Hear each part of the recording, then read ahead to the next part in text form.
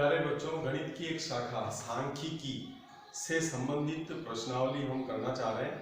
सांख्यिकी की मूलभूत परिभाषा क्या है, इसमें किस तरह के सवाल पूछे जाने हैं, वो हम यहाँ देखना चाह रहे हैं। सांख्यिकी गणित की वह शाखा होती है जिसमें हम आंकड़ों का संकलन करते हैं, उनको इकट्ठा करते हैं, उनको प्रदर्शित करते हैं सारणियां बनाकर, ग्राफ बनाकर। साथ ही उन आंकड़ों को वर्गीकृत करके, अच्छे से पढ़ के, उनका अध्ययन करके कुछ परिणाम निकाले जाते हैं। परिणामों के आधार पर आगे के लिए योजनाएं बनाई जाती है, कुछ भविष्यवाणियां की जाती है। इस तरह का काम बिजनेसमैन या कोई उत्पादक या सरकार द्वारा किया जाता है। आज की तारीख में गणित की शाखा का महत्वपूर्ण योगदान है। ज्यादा ब्रॉड सेंस में नहीं जाकर हम कक्षा 9 और 10 में सांख्यिकी से संबंधित जो प्रश्न आने हैं उन पर ध्यान केंद्रित करते हैं। सबसे पहले हम सांख्यिकी को मूल रूप से पढ़ें तो ये आंकड़ों का गणित है। इसमें विभिन्न आंकड़ों को हम इकट्ठा करते हैं और उनको सारणी वगैरह में जमा कर उनके सवाल करते हैं। आंकड़े क्या होते हैं, ये कक्षा 9 में या छोटी क्लासों में आपने पढ़ा। आंकड़े दो प्रकार के होते हैं मुख्यतः, प्राथमिक आंकड़े, द्वितीयक आंकड़े। जो अपन खुद कलेक्ट करते हैं, खुद इकट्ठा करते हैं या अपने किसी प्रतिनिधि से इकट्ठा करवाते हैं, वो प्राथमिक आंकड़े कहलाते हैं। जैसे उदाहरण के रूप में मैं आपसे कह दूं, आप कल अपने परिवार के सदस्यों की संख्या नोट करके लाएं, कितने पुरुष हैं, कितनी महिलाएं हैं, तो आप खुद अपने परिवार के सदस्यों को गिनकर मेरे को बताएंगे। ये आंकड़े मेरे लिए प्राथमिक आंकड़े हुए, आपके लिए प्राथमिक आंकड़े हुए। इसी प्रकार अपनी कक्षा में कुल कितने विद्यार्थी बैठे हैं, उनकी संख्या नोट करना, अपने विद्यालय में कुल कितने टीचर्स हैं, उनकी संख्या नोट करना, ये सारे आंकड़े प्राथमिक आंकड़े कहलाते हैं। और उदाहरण हम समझ सकते हैं, हम एक वेट मशीन लगा देते हैं, एक वजन तोलने की मशीन लगा देते हैं और हर एक विद्यार्थी को अपना वजन नोट करने के लिए बुलाते हैं।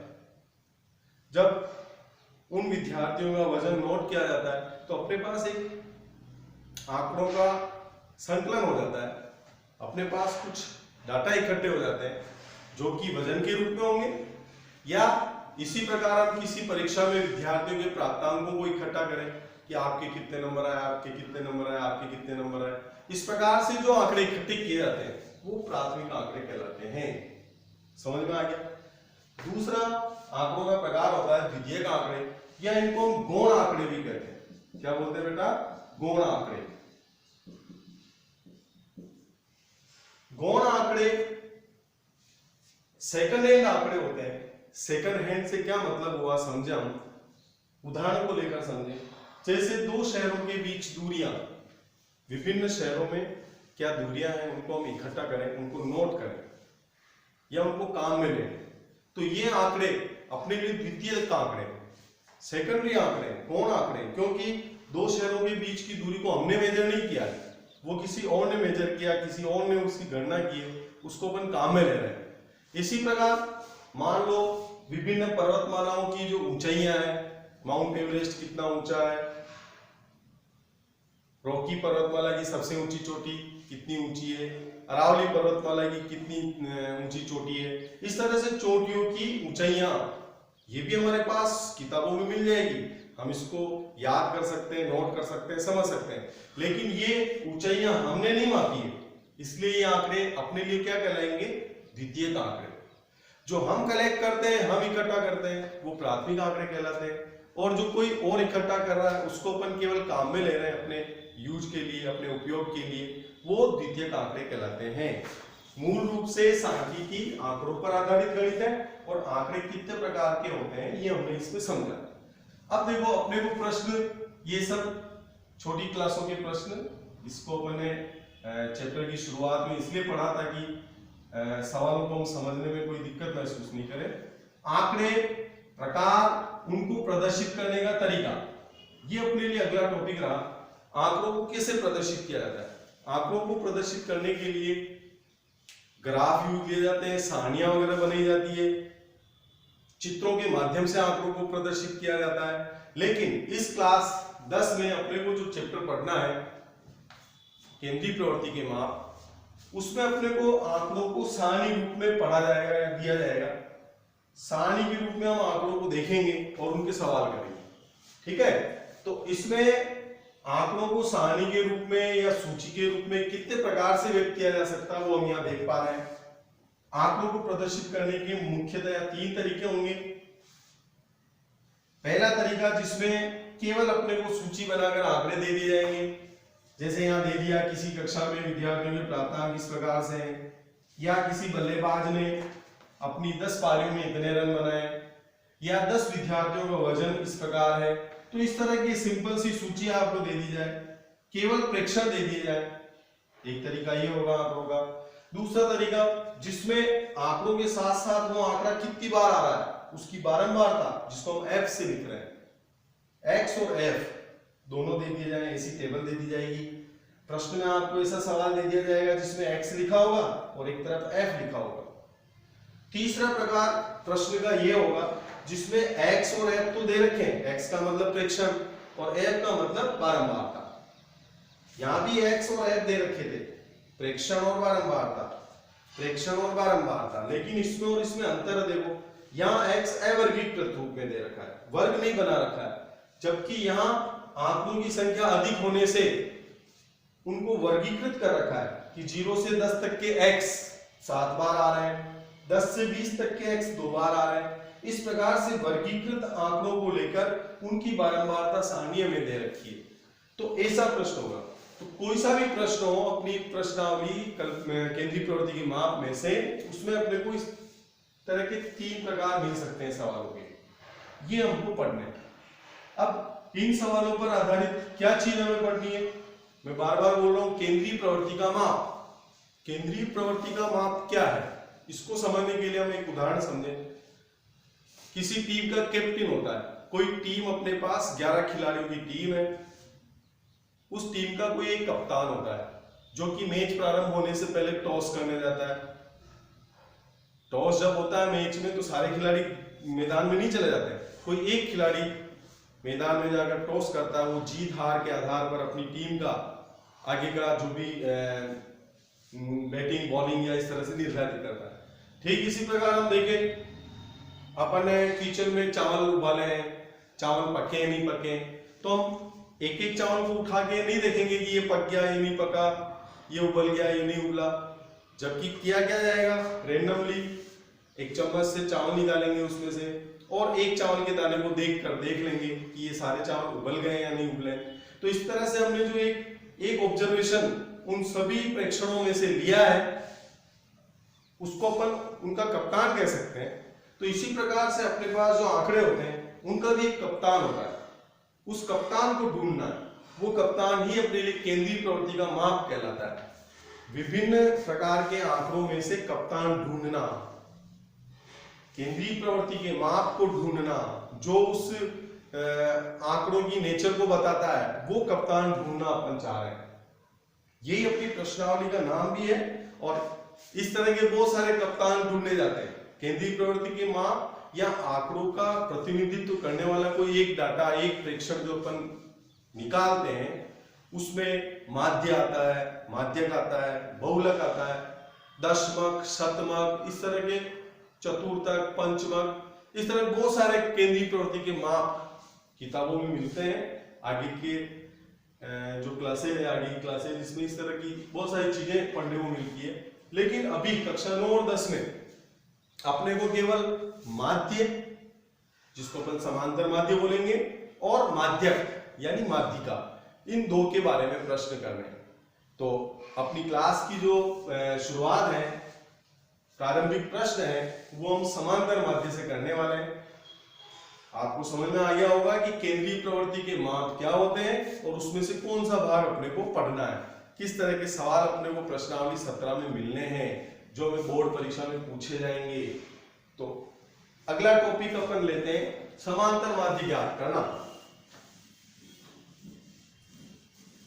इन चीजों को, नोट की हुई चीजों को आप वीडियो को ब्रेक करके या पॉज करके अपनी कॉपी में लिखेंगे और इनको पढ़ेंगे। मैं सवाल के इन 3 रूपों में, इन 3 अलग अलग रूपों में माध्य कैसे निकाला जाता है उसको लेकर चल रहा हूं। केंद्रीय प्रवृत्ति के माप,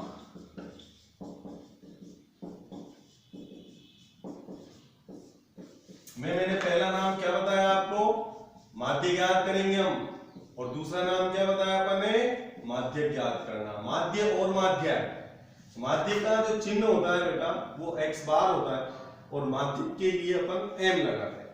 अपन पहले पढ़ने वाले हैं माध्य के प्रश्न। एक केंद्रीय प्रवृत्ति का माप बहुलक, जिसको जेड से लिखा जाता है, वो भी अपनी बुक में दिया है, लेकिन कोविड-19 की वजह से ये सिलेबस से हट चुका है, इसलिए अपने को केवल ये 2 भाग करने हैं। इसकी तैयारी अपन आने वाली क्लासों में कंप्लीट करेंगे, और इसका होमवर्क आपको टाइमली कर लेना है अपनी अपनी कॉपियों में, ठीक है बेटा। सबसे पहले देखो माध्य ज्ञात करने के लिए इस तरह के प्रश्न, जिसमें सवाल में केवल सूची बनाकर दे रखी है आंकड़ों की, बहुत सरल तरीका है इसमें। x बार या समांतर माध्य निकालने के लिए प्रश्न दे दिया अपने को कि निम्न प्राप्तांकों का समांतर माध्य ज्ञात कीजिए, तो सीधा सीधा बेटा सूत्र लगाएंगे, x बार बराबर सिग्मा x बटा n। यहां सिग्मा का मतलब जोड़ है, x का मतलब आंकड़े हैं, और n का मतलब आंकड़ों की संख्या है। n का मतलब क्या बेटा, आंकड़ों की संख्या।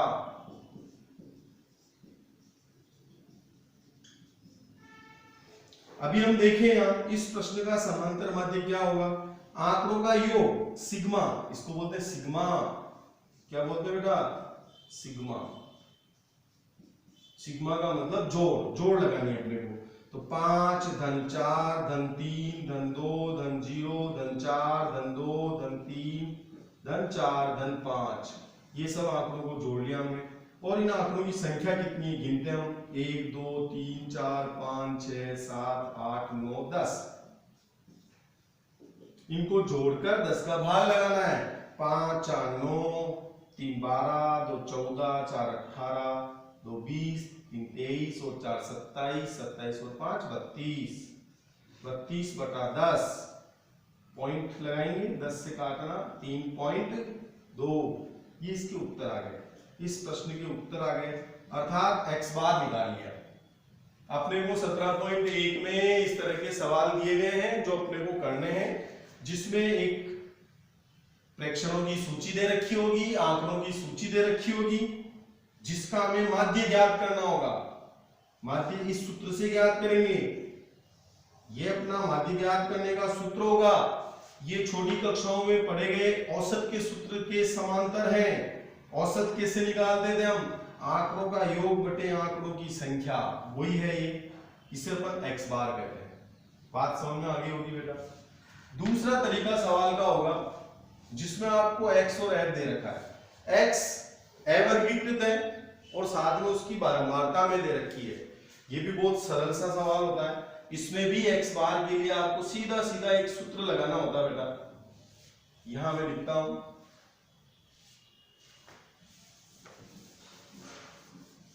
इस प्रश्न के समांतर माध्य को ज्ञात करने के लिए आपको हल में एक ऐसी टेबल बनानी होगी। ये जैसे अपने को सवाल दे दिया कि इस प्रश्न के लिए समांतर माध्य ज्ञात कीजिए, तो हमें क्या करना है वो देख रहे हैं। हम टेबल को वापस से बना देंगे, 5 10 15 20, और यहां लिखा हमने 3 7 2 और 9। अब बेटा आपको क्या करना है, f और x का गुणा करते हुए एक टेबल और बनानी है, f इंटू एक्स की। इनको गुणा करेंगे, 10 और 7 को गुणा करेंगे, 15 और 2 को गुणा करेंगे, 20 और 9 को गुणा करेंगे। ध्यान रखना है, इकाई के नीचे इकाई, दहाई के नीचे दहाई, सैकड़ा के नीचे सैकड़ा जमाते हुए हम इस सारणी का योग कर लेंगे, जिसको अपन सिग्मा लिखकर, सिग्मा fx लिखकर शो करेंगे। इसको जोड़ा कितना है बेटा, 5, 11 और 8 19, हासिल 1 लगा 2, 295 इसकी जोड़ आ जाती है। इस तरह के सवाल में x बार का सूत्र होता है बेटा सिग्मा fx बटा सिग्मा f। यहां सिग्मा f क्या है इसके बारे में समझ लें हम। सिग्मा f का मतलब f की जोड़, 7 3 10 2 12, 12 और 9 21। तो यहां सिग्मा एफ एक्स और सिग्मा एफ के मान निकालेंगे और इस सूत्र में रखेंगे 295/21। भाग प्रक्रिया करते हुए इसका आंसर पॉइंट में निकाल लेंगे। दशमलव के 2 अंकों तक तो अपने को अपना आंसर निकालना ही है, आगे के अंक छोड़ दें चल जाएगा। एक्स बार का इस तरह से आंसर ज्ञात किया जाएगा। थोड़ा वापिस समझे हम, एक्स और एफ जब दे रखा होता है तो एफ एक्स की एक टेबल बनानी, इनको गुणा करते हुए एफ एक्स की जोड़ लगानी और एफ की भी जोड़ लगानी, और ये सूत्र याद रखना है और इस सूत्र में ये मान रखने जोड़ोगे, एक्स बार निकल जाएगा। यहां आप ध्यान दो, ये सिग्मा एफ एक्चुअली एन है, जो इस सवाल में हमने एन लिखा था वो एन ही है। एन का मतलब आंकड़ों की संख्या, सिग्मा एफ आंकड़ों की संख्या ही होती है। कैसे देखो, यहां हम देखें 5 कितनी बार आ रहा है, 3 बार, यानी 3 आंकड़े हो गए। 5 3 बार आया तो 3 आंकड़े हो गए। 10 कितनी बार आता है, 7 बार, तो 7 आंकड़े ये हो गए। तो कुल कितने आंकड़े हो गए, 3 तो ये और 7 ये, 10 आंकड़े हो गए। आंकड़ों के प्रकार देखें तो 2 प्रकार के आंकड़े गिने हुए, 5 और 10, लेकिन उनकी संख्या यहां लिखी हुई, 5 3 बार आता है, 10 7 बार आता है। तो आंकड़ों की संख्या 10, लेकिन आंकड़ों के प्रकार भी कितने, 2। तो इस सवाल में आंकड़ों की संख्या देखें तो ये चल रही है 21 कुल आंकड़े हैं, लेकिन आंकड़ों का प्रकार कितना है, 4 प्रकार के आंकड़े हैं। अपने को इस सूत्र में आंकड़ों की संख्या लिखनी होती है, तो आंकड़ों की संख्या तो सिग्मा एफ से निकाली जाएगी, एफ को जोड़ेंगे तब आंकड़ों की संख्या आएगी। इस प्रकार से एन और सिग्मा एफ दोनों समान है। एन का मान यहाँ 21 बना, 21 का भाग लगाते हुए आप दशमलव में उत्तर निकाल लेंगे। भाग आपको लगाना आना चाहिए, कक्षा 10 में भाग का प्रयास करें। 21 का भाग लगाएंगे, 1 बार जा रहा है, बच्चे 8, यहां से 5 उतारा, 21 इंटू 4 करेंगे तो 84 आ जाता है। एक शेषफल, भाग नहीं जाता, उतारने के लिए संख्या नहीं है, तो पॉइंट लगाएंगे, यहाँ पॉइंट लगाएंगे और यहाँ 0 लगा देंगे। फिर भाग नहीं जा रहा तो आगे 0 आएगा। इस तरह से ये भाग प्रक्रिया पूर्ण करके आप इसका उत्तर निकालेंगे बेटा, 14.0 आएगा, फिर 4 आ जाएगा। इस तरह से लगभग आपके उत्तर आ जाएंगे। ये दूसरी प्रकार का सवाल हुआ। पहली प्रकार जिसमें केवल आंकड़े दे रखे, दूसरा प्रकार जिसमें आंकड़े और उसकी बारंबारता दे रखी है। ये 2 प्रकार अपने को आज सीख लेंगे और आने वाले दिनों में इससे संबंधित जो प्रश्नावलियां हैं उसमें से सवाल करने हैं। वो प्रश्नावलियां कौन सी मैं आपको बताऊं, 17.1 है, 17.2 है।